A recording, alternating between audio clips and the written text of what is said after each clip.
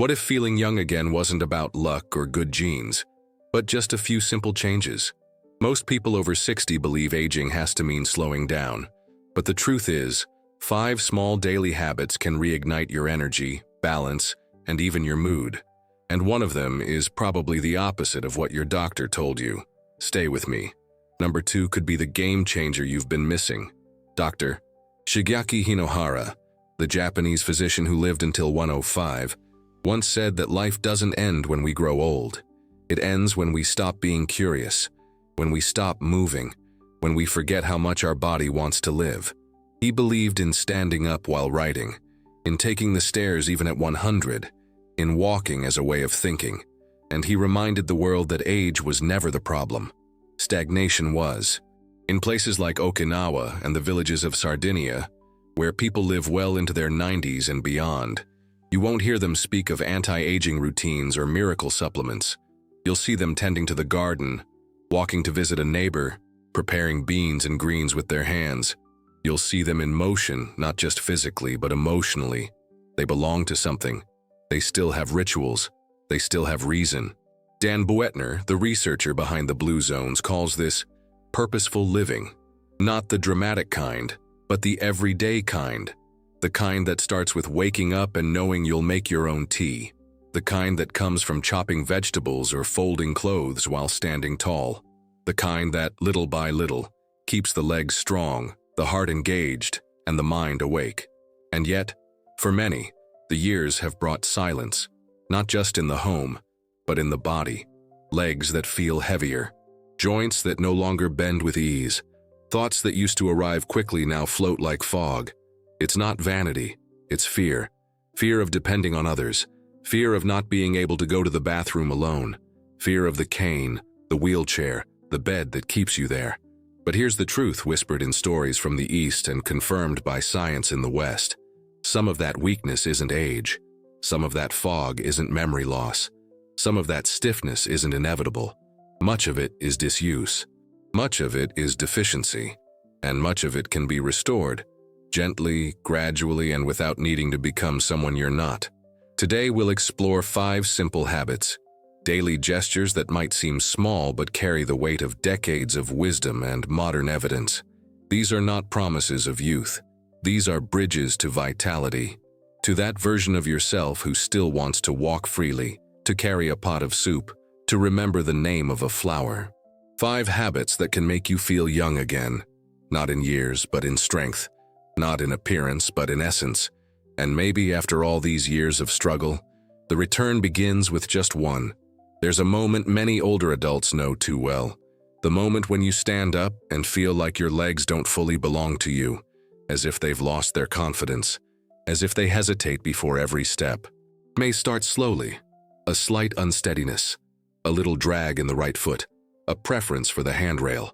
You may have started avoiding stairs, uneven sidewalks, or certain shoes, not out of fear necessarily, just out of caution.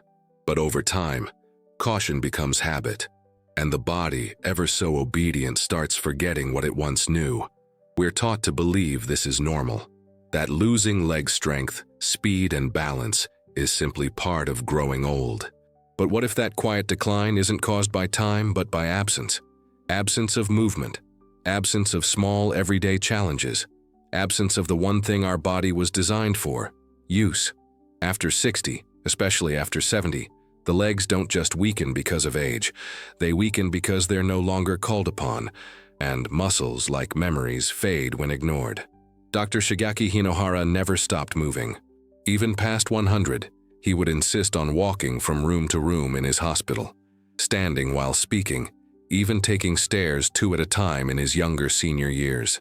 He believed in motion as medicine, not for burning calories or chasing longevity, but because motion reminded the body of its own strength. He often said that if you treat yourself like a machine that's meant to be used, you'll last longer. Rust comes faster than wear. There's a quiet way to test how far this hidden weakness has settled into your body.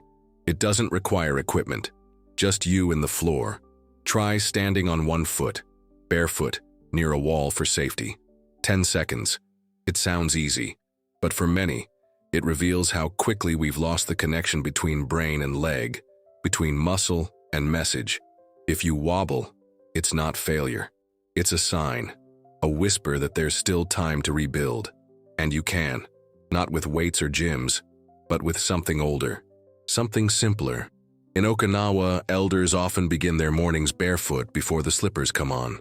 Standing by the edge of the mat or the garden, they shift their weight from heel to toe, back and forth, gently lifting the heels and pressing the toes into the earth.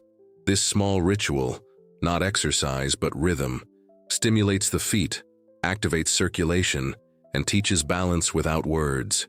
It's not about building muscle. It's about remembering how to stand, how to connect with the ground again. And sometimes that's where the transformation begins. There's a woman I remember, 72, widowed, quiet. Her knees had started clicking. Her legs ached going up steps. She avoided curbs and carried her groceries in small bags.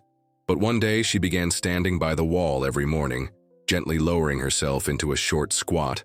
Not deep, not fast, just once, then twice. At first it hurt, then it didn't. Within 2 months she was able to bend over in the garden again. She could lift a potted plant. She told me, smiling softly, "It's not about strength. It's about not giving up on my own legs." That's what this habit is. A return to trust. A reawakening of something your body hasn't lost, only paused. Your legs still remember how to carry you. They're waiting. Sometimes it only takes 10 seconds to remind them. There's a kind of forgetting that frightens more than any ache. It's not just the name of an old friend or where the keys went. It's walking into the kitchen and pausing, not remembering why. It's rereading the same paragraph 3 times. It's the slow realization that the once sharp and agile mind feels muffled, slower, as if wrapped in a soft cotton that keeps the thoughts from reaching you in time. This fog, though often dismissed as part of aging, carries a deeper message. It's not always memory loss. Often, it's nourishment loss. A quiet, persistent lack of what the brain needs to stay lit from within. After 60, the brain doesn't necessarily forget. It's just not being fed in the way it once was. And most people don't even realize it. One of the gentlest but most damaging habits many fall into is skipping protein in the morning. A piece of toast, a cup of tea, maybe a sweet biscuit. It feels light, easy, comforting. But behind this soft ritual hides a sharp consequence: unstable blood sugar, poor neurotransmitter production, and a mind that struggles to focus before the day even begins. Protein in the morning isn't just food, it's fuel for clarity. And behind that quiet fatigue is often something even more hidden: a deficiency of vitamin B12. It's so common after 60 that some researchers believe it should be screened regularly, like blood pressure, but it rarely is. And the symptoms are subtle: forgetfulness, low mood, tingling in the hands or feet, sometimes even confusion. Without enough B12, the body can't make healthy red blood cells. And without those cells, oxygen doesn't reach the brain the way it should. The problem isn't always that we don't eat B12. It's that we stop absorbing it. The stomach produces less of a substance called intrinsic factor after 60, which is essential for B12 absorption. That's why so many older adults benefit more from sublingual drops or sprays, simple small adjustments that quietly bring back mental clarity. But nutrition doesn't have to come in bottles alone. In traditional Indian homes, breakfast often includes warm mung beans, herbs, ghee, and fresh leaves. In the Mediterranean, it might be a boiled egg, olives, and a handful of soaked walnuts. These are not superfoods. They are ancient wisdom. Protein, fats, minerals, and love served before the day begins. Foods that don't just fill the stomach, but nourish the nervous system. There's a woman I once spoke with, 79, living alone. Every morning she had a cup of cereal and milk, nothing more. She thought she was doing the right thing, but she often forgot appointments and couldn't finish crossword puzzles she once loved. Out of curiosity, she began changing her breakfast. Sardines twice a week, a handful of pumpkin seeds, boiled eggs, herbal tea with rosemary and ginkgo leaves. 3 weeks later, she said it felt like a window had opened. Not all at once, but enough to notice, enough to remember her neighbor's name, enough to return to her puzzles. The mind, like the body, doesn't ask for much. It asks for rhythm. It asks for food that carries a story. It asks for steady light, not fireworks. If your thoughts feel slower, if your mornings feel dull, perhaps it's not your age speaking. Perhaps it's a hungry mind waiting to be fed, not with noise, but with what the elders always knew, that breakfast is sacred, and memory, like muscle, can return with the right care. Your posture is speaking, and it's aging you faster. There's a quiet way the body begins to speak after 60, not through pain alone, but through posture.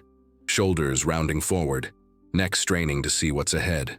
A chest that no longer expands with pride, but folds inward, as if trying to protect something fragile.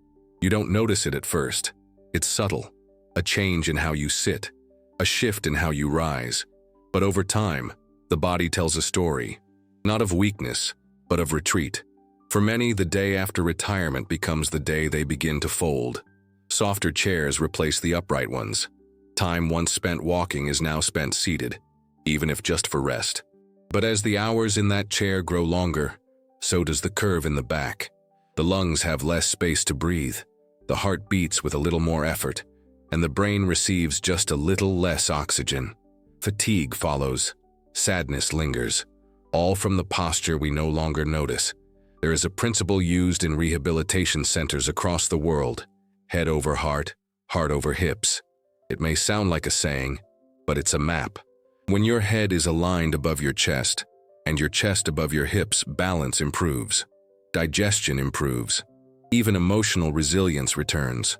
The nervous system calms when the spine feels supported, not slouched, not strained, but centered. One of the simplest ways to begin reconnecting with your posture is through stillness, not silence, but conscious standing. Many elders in Japan perform a quiet ritual, standing with their backs against a wall each morning. Heels, hips, shoulders, and the back of the head lightly touching. At first, it feels odd, as if the body has forgotten how to be upright. But something happens in those 3 minutes. The breath deepens, the spine remembers, and with time, the posture begins to carry the person again, not just the other way around. There's something sacred in the way Okinawan elders bow, not as a gesture of submission, but of grounding. A slow, intentional bend at the waist that stretches the spine, centers the balance, and honors the breath. These bows aren't exercises. They are reminders to move with awareness, to bend with grace, to respect the body not only when it stands tall, but also when it humbles itself. I once met a woman in her early 80s. She had developed the habit of sitting hunched over her knitting. One day, she began using the wall ritual every morning, just 2 minutes at first. A few weeks later, she said her back pain had lessened. But what surprised her most was not the absence of pain. It was the return of something she hadn't felt in years: presence. "I feel like I'm occupying my body again," she said. "I feel seen." And that's the quiet truth of posture. It's not only about how you stand, it's about how you show up for your day, for your body, for yourself. When the shoulders open and the breath flows freely, the world seems to open a little too. Posture doesn't just change your reflection, it changes your rhythm. And sometimes it changes your story. There's a particular kind of fear that begins in the legs. It's not always dramatic. It often starts with a hesitation, a pause before standing, a wobble when turning too quickly, a small shuffle instead of a step. Over time, that fear grows quiet roots. You begin avoiding uneven ground. You choose chairs with arms. You take fewer walks alone. And eventually, you begin to wonder if this is simply the body's way of saying, "It's time to stop." But weakness in the legs after 60 isn't always a sentence. It's often a signal, a message from the body, not of aging, but of deficiency, nutritional deficiency. And perhaps no area is more silently affected than the legs. They carry your weight, your freedom, your independence. When they falter, so does the sense of self. But the cause is not always wear and tear. It's often a lack of what your muscles and nerves quietly depend on every single day. Vitamin D3 is often called the sunshine vitamin, but it's more than that. It's a silent switch that tells your muscles to contract, your bones to hold firm, and your immune system to stand guard. As we grow older, especially indoors, levels of D3 drop, sometimes drastically, and with it, the body becomes slower to respond. You don't feel as steady. You don't move with the same confidence. And the legs, often first to speak, begin to falter. But with D3 restored, studies show faster reflexes, fewer falls, and improved muscle tone, especially in the hips and thighs that keep us upright. Then there's B12, often overlooked, often missing. This vitamin fuels the sheath around your nerves, allowing signals from your brain to travel swiftly and clearly to your legs. Without it, messages slow down. The feet feel numb. Coordination weakens. A misstep becomes more likely, not because the leg is broken, but because the signal never fully arrived. Many older adults don't absorb B12 from food as they once did, but with sublingual or methylated forms, clarity often returns to mind, to movement, to balance. And quietly, there's thiamine, vitamin B1. It doesn't make headlines, but it makes energy. Without it, legs feel heavy. You may walk, but it feels like moving through sand. You may rest, but the fatigue lingers. Thiamine helps convert food into usable fuel. And when it's low, especially in those with blood sugar issues or who drink alcohol regularly, the body begins to slow. Not from age, but from depletion. There's a man I think of, 76, once a postman, always moving. But then came the hesitation. He began using a cane. Said his legs felt disconnected. After testing, his doctor found deficiencies in all three, D3, B12, and B1. With careful guidance, he began a routine of supplementation. Not in high doses, not quickly, but consistently. Within 3 weeks, he stood from his chair without leaning. Within 2 months, he walked to his mailbox without stopping. His words were quiet but clear. I didn't realize how empty my body had become. It just needed filling. And maybe that's the deeper truth. The legs do not give up because of time alone. They give up when they're no longer fed. Fed with sunlight, with nerve support, with cellular fuel. Fed with attention, fed with belief.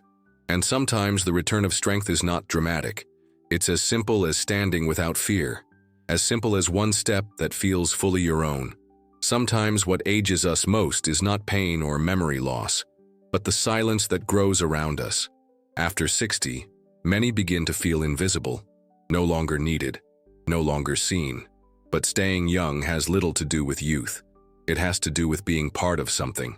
A shared meal, a letter written, a chair placed outside for a neighbor to rest. Dr. Hinohara worked past 100 not for success but for meaning. Connection keeps the mind awake, the heart steady, the posture upright. Even a small ritual, offering, noticing, remembering, can bring the body gently back to life. Dr. Hinohara taught that aging isn't what takes life away. It's stopping. Stopping movement, curiosity, small rituals. True vitality lives in the way we sit upright, in the warmth of morning light on our face, in remembering our body still responds when we give it attention. Dr. Andrew Weil reminds us that health is presence, in breath, in food, in connection. You don't need to start over, just return. To your legs, to your clarity, to the quiet strength that's still there. It's not about becoming young again. It's about honoring the part of you that never stopped wanting to live.